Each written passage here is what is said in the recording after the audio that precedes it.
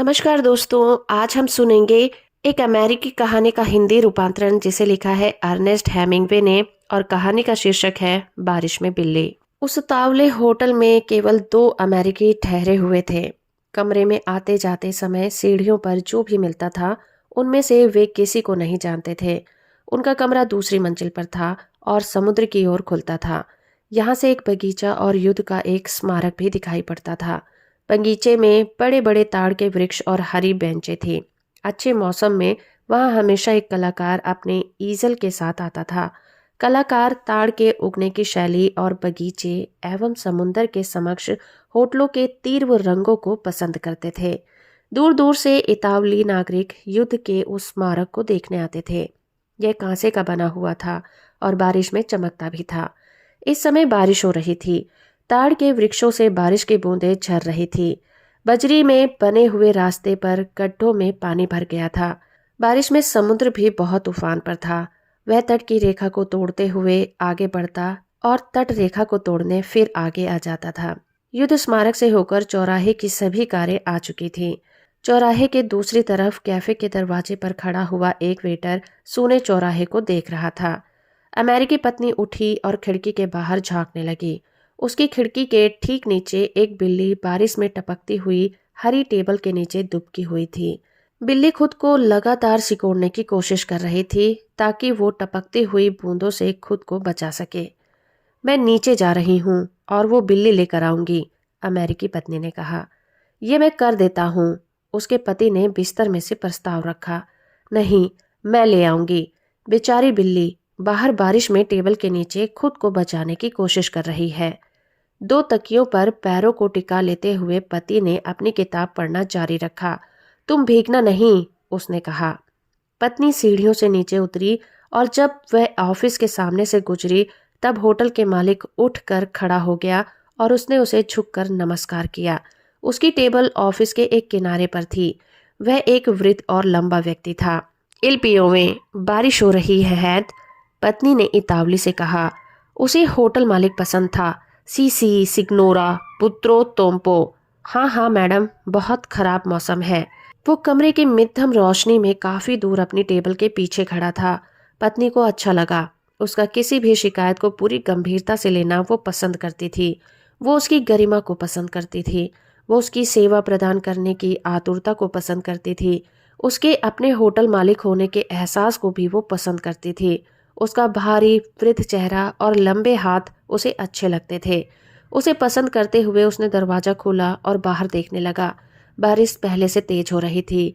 वह आदमी रबड़ का एक लवादा ओढ़े कैफे की ओर बढ़ते हुए सुनसान चौराहे को पार कर रहा था।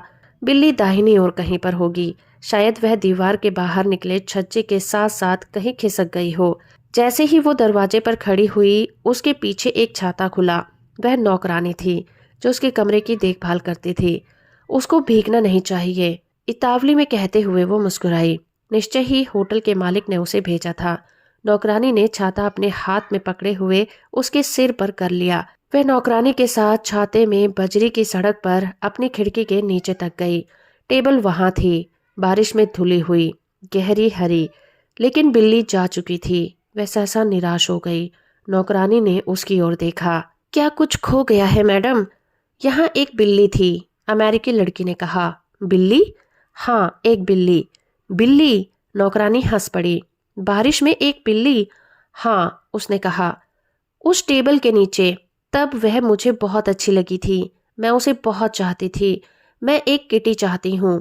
जब वह अंग्रेजी में बोलती थी तो नौकरानी का चेहरा कुछ तन सा जाता था। आइए मैडम, उसने इतावली में कहा। हमें अब अंदर वापस चलना चाहिए। आप भीग जाएंगी। मैं भी यही सोचती हूँ, अमेरिकी लड़की ने कहा। वे बजरी की सड़क पर चलते हुए वापस मुड़े और दरवाजे में घुसे। नौकरानी छाता बंद करने के लिए बाहर ही रुक गई। जैसे ही अमेरिकी लड़की ऑफिस के सामने से गुजरी, होटल के मालिक ने अपनी टेबल से नमस्कार किया। लड़की ने अपने भीतर कुछ संक्षिप्त और मधुर मगर कसा हुआ सा कुछ महसूस किया। होटल मालिक ने उस क्षण उसे महत्वपूर्ण महसूस करा दिया था। उसे स्वयं के अति महत्वपूर्ण होने की सुखद अनुभूति हुई।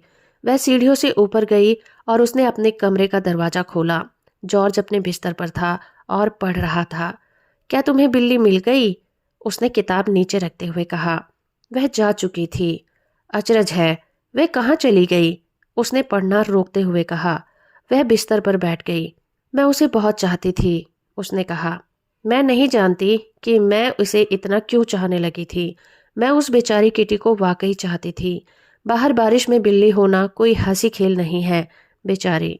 जॉर्ज ने दोबारा पढ़ना शुरू कर दिया था। वह उठी और ड्रेसिंग टेबल के आईने के सामने बैठकर हाथ में एक छोटा सा आईना लेकर खुद को निहारने लगी। उसने अपने शरीर की संरचना को पहले एक ओर से फिर दूसरी ओर से गौर से देखा। इसके बाद उसने अपने सिर का पृष्ठभाग और ग्रीवा को ध्यान से देखा। अगर मैं अपने बाल बढ़ा लूं तो क्या अच्छा नहीं रहेगा? तुम क्या सोचते हो? उसने फिर से खुद की ओर निहारते हुए जॉर्ज से पूछा। जॉर्ज ने अपनी नजरें उठाई और गर्दन को देखा। उसके बाल लड़कों जैसे छोटे और बंधे हुए थे। ये जैसे हैं वैसे मुझे अच्छे लगते हैं। मैं तो इनसे थक गई हूँ, उसने कहा।